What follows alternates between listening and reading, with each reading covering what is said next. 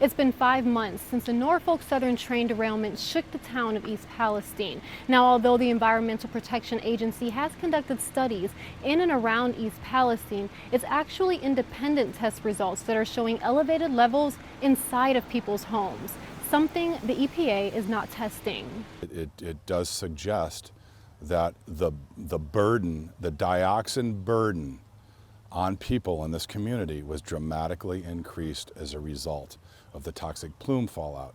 Scott Smith has been conducting independent testing on furnace filters in East Palestine for months. He explained how the results from Christina Ferguson's home showed that dioxin levels were more than 8 times higher than that of a controlled sample. Smith says so far they've tested furnaces of roughly 25 homes and 80 to 90% of them are showing elevated levels. The levels are being compared to other homes being tested in other towns like Salem. Why are furnace filters important?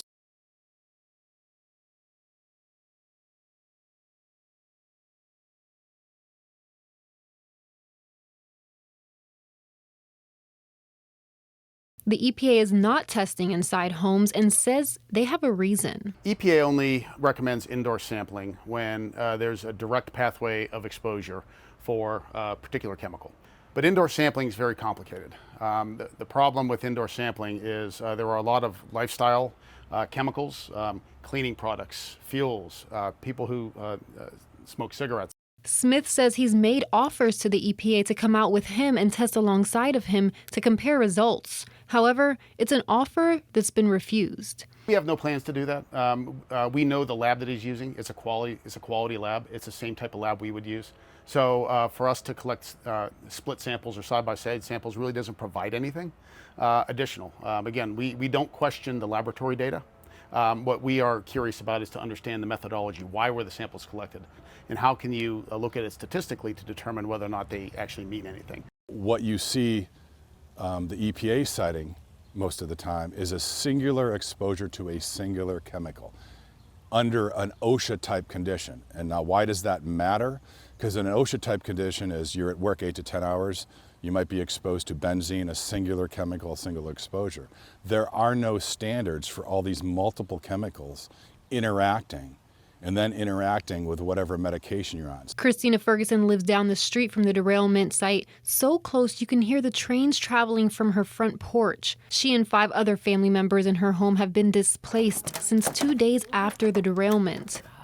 It's hard to keep up with 2 houses now. But She says because Sulphur Run Creek flows right under her backyard, soil from around her home has been tested multiple times. But Smith is the first person to actually test inside her home, and the results have made her feel validated. I knew my symptoms. I knew my body, so I knew something wasn't right with that. Having the results helps reassure you that you haven't lost your mind, that you're not imagining things. Ferguson says she's experienced extreme fatigue, dizziness, and losing her balance. Everyone's taking a different profile of medications. These medications can interact, whether it's dioxins or anything else, at even low levels, and then create new compounds. For Ferguson, it's now a waiting game, one she has no control over. My life cannot go on like it should, where I'm able to enjoy things until I get the answers from NS of what they're going to do to help my family. Smith tells me the next round of testing they'll be doing is of breast milk. He says they'll be testing samples that were frozen prior to the derailment and comparing them to samples that were taken after the derailment.